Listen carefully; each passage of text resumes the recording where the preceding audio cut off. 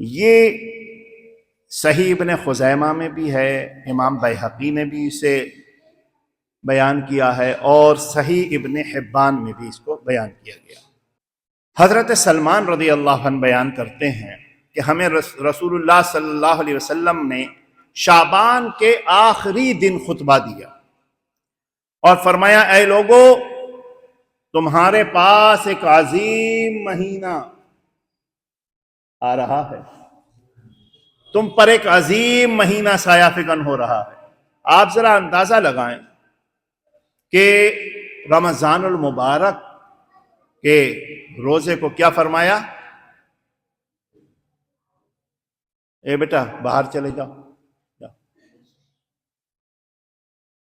فرمایا عظیم مہینہ، آپ عظمت کا اندازہ نہیں لگا سکتے اس ماہ مبارک کا، کیونکہ میں پھر وہی کہتا ہوں، آپ کسی چیز کو عظیم کہیں یا عظیم کہیں یا یہ عظیم کہیں، ہمارے کسی کے بھی عظیم کہنے سے ہمارا ذہن و فکر کی ایک حد ہے، وہ وہاں تک عظیم ہو سکتا ہے، وہ بھی ہمارے فکر کے لحاظ سے، مگر جسے اللہ کے محبوب عظیم کہتے ہیں اس کی عظمتوں کا ٹھکانا کیا ہوگا؟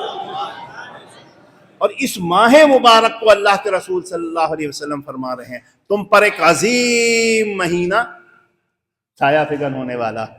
اللہ اکبر۔ پھر فرمایا تم پر ایک مبارک مہینہ سایہ فکن ہونے والا ہے، جسے سرکار فرمائیں کہ برکتوں والا مہینہ تم پر سایہ فکن ہونے والا ہے، تو سوچو کہ بس ہمارا دامن تنگ ہے، ورنہ اللہ رب العزت کی بارگاہ سے تو اس ماہ مبارک کے ہر لمحہ برکتوں کا نزول ہوتا ہی رہے گا۔ پھر اتنا ہی نہیں، پھر فرمایا کہ اس ماہ مبارک میں ایک رات ایسی ہے جو 1000 مہینوں سے بہتر ہے۔ ایک رات، اب 1000 مہینوں کا آپ حساب لگاتے رہنا، اس ماہ مبارک میں ایک رات ہے جو 1000 مہینوں سے بہتر ہے۔ اللہ نے اس مہینے میں روزہ فرض کر دیا اور اس کی رات میں قیام کو نفل کر دیا۔ یہ جو ہم تراویح پڑھتے ہیں قیام ہے، نفل ہے۔ جو شخص اس مہینے میں کوئی نیکی کرے وہ دوسرے مہینے میں فرض ادا کرنے کے مثل ہے، یعنی رمضان المبارک میں آپ جو نیکی کرو گے تو وہ دوسرے مہینوں میں فرض ادا کرنے کے برابر ثواب عطا کیا جائے، اور جو شخص اس مہینے میں فرض ادا کرے گا تو ایسا ہے جیسے 70 فرض ادا کر رہا ہے۔ 70 فرض ادا کرنے کا ثواب، نیکیوں کا سیزن ہے، کما لو جتنا جی چاہے۔ پھر فرمایا کہ یہ صبر کا مہینہ ہے۔ کاہے کا مہینہ ہے؟ صبر۔ اب صبر صرف یہ نہیں کہ صاحب بھوک لگ رہی ہے تو آپ نے صبر کر لیا، پیاس لگ رہی ہے تو آپ نے صبر کر لیا۔ صبر تو پھر ہر معاملے میں ہے۔ غصہ بھی نہیں آنا چاہیے، آئے تو فوراً اپنے آپ کو، کوئی اگر غصہ دلائے تو بس مسکرا کے کہہ دو کہ میں روزے سے ہوں، چلے جاؤ۔ یہ سب ٹریننگ ہے، صبر کا مہینہ ہے۔ اور پھر ارشاد فرمایا اب صبر کرو گے تو کیا ملے گا؟ فرمایا یہ صبر کا مہینہ ہے اور صبر کا ثواب جنت ہے۔ یہ بھی ارشاد فرمایا، یہ بھی ارشاد فرمایا۔ فرمایا غم گساری کا مہینہ، فرمایا کیا ہے؟ غم گساری کا مہینہ۔ اس ماہ مبارک میں جو غم گساری کرے گا، کسی کا غم بانٹے گا، کسی کی مدد کرے گا، کسی کے کام آئے گا، اور یہ وہ مہینہ ہے جس میں مومن کے رزق میں زیادتی کر دی جاتی ہے۔ مومن کا رزق کیا ہوتا ہے؟ بڑھا دیا جاتا ہے۔ میں کہتا نہیں کہ آپ حساب لگانا، اور لگانا بھی نہیں، لیکن تجربہ کر لو، آمدنی اتنی ہی ہے جتنی دوسرے مہینے میں ہے، لیکن اس ماہ مبارک میں ہر مہینے سے زیادہ بہتر کھاتے ہیں، زیادہ اچھا کھاتے ہیں، اور کہیں یہ پتہ نہیں چلتا کہ ہمارے رزق میں تنگی ہو رہی ہے، رزق میں کشادگی کا مہینہ۔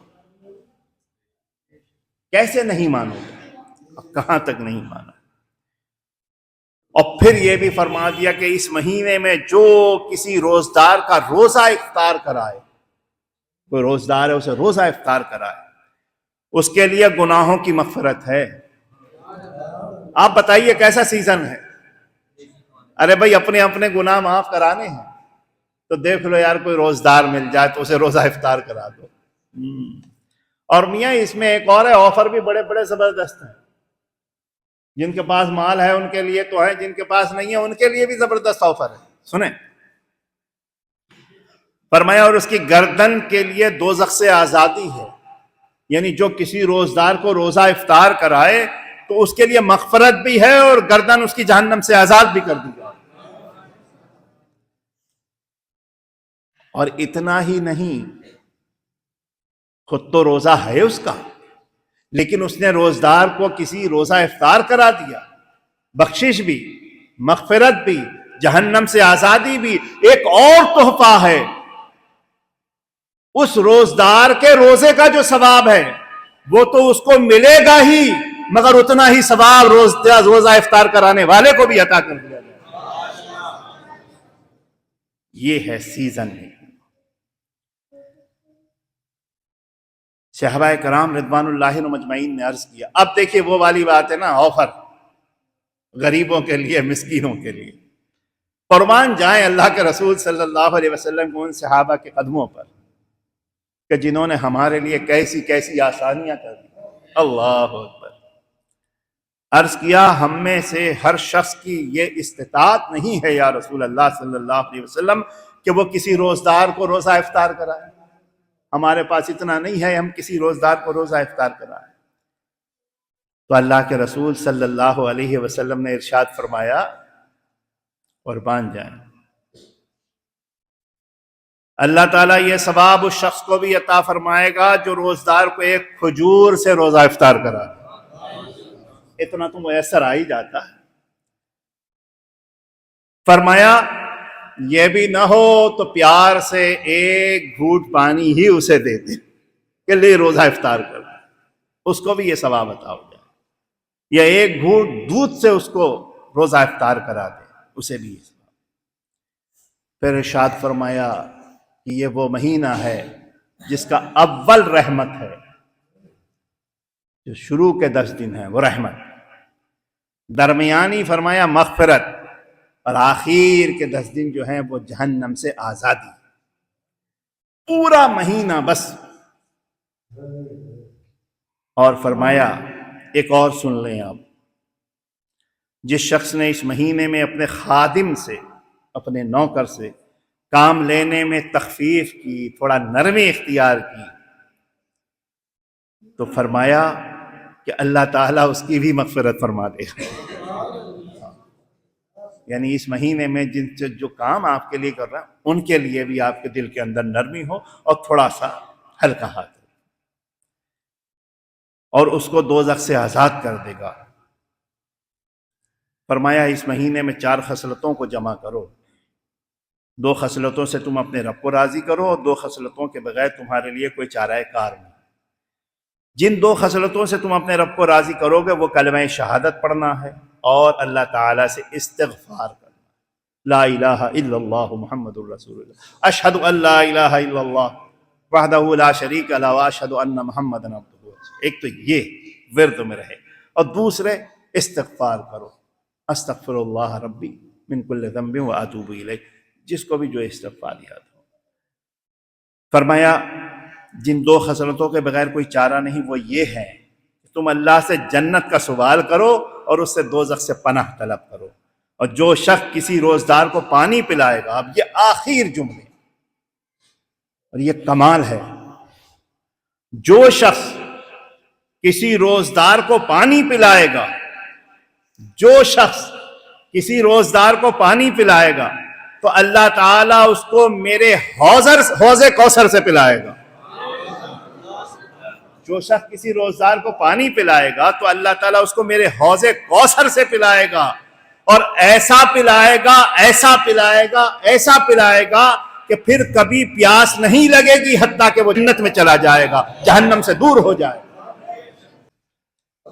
کیا اس سے بھی زیادہ کوئی سستا اور آسان سودا ہو سکتا ہے؟ اب یہ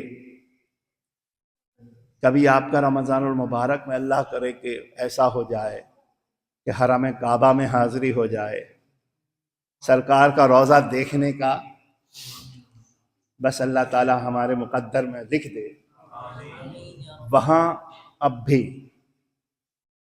اتنے چھوٹے چھوٹے بچے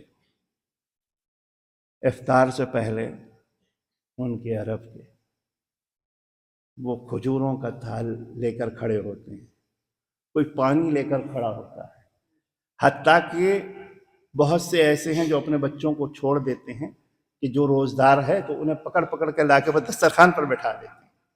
آج بھی ہے یہ بات۔ ہم کہہ رہے ہیں جو خوبی ہے اس خوبی کو کیوں نہ اپنائیں، کیونکہ یہ تو ہمارا حق ہے، ہمارے مصطفیٰ صلی اللہ علیہ وسلم کی ادا ہے، حضور علیہ الصلوۃ والسلام کا حکم ہے۔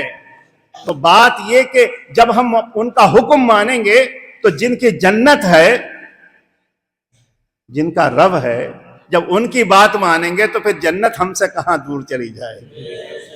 ہم رسول اللہ کے، جنت رسول اللہ کی۔